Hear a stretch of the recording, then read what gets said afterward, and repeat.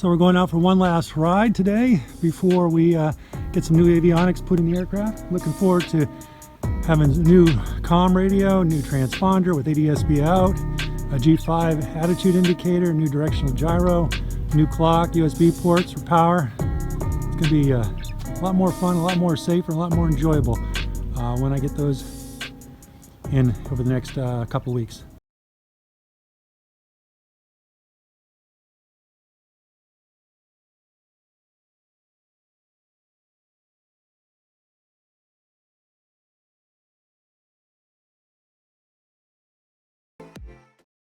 Alright guys, I'm about to take the Cub out again. I wonder its last flights before I take it into the shop.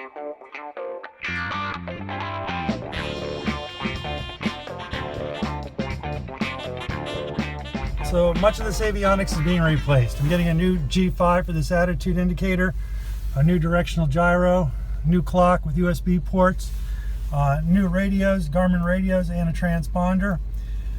And basically we get this plane up for solid, good VFR flying.